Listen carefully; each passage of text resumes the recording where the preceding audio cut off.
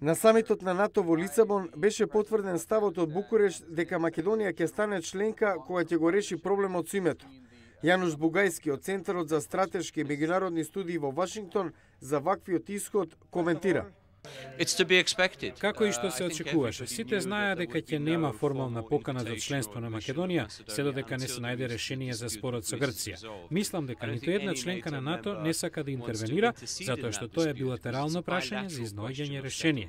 Но доколку САД и која да е друга членка на НАТО може да дадат помош, сигурен сум дека со задоволство ќе помогнат. Се надевам дека до наредниот самит на НАТО за 2 години Скопје официјално ќе добие покана за членство.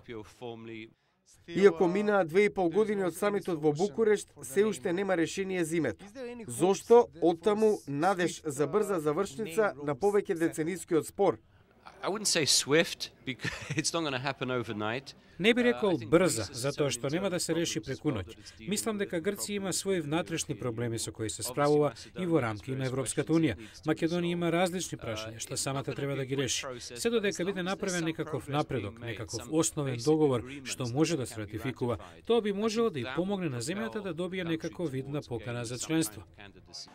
НАТО, како и други меѓународни организации, се води од принципот на консензус, што е неопходен и за членство, подсетува аналитичарот Бугајски. Владата во Македонија треба да има на ум дека не само што треба да има добри односи со Грција, туку и такви во кои ќе има компромис, за да на неа се гледа како на добар партнер во НАТО.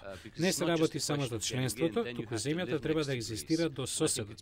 Мислам дека е подобро да се почне на здрава нога кога ќе биде постигнат договор.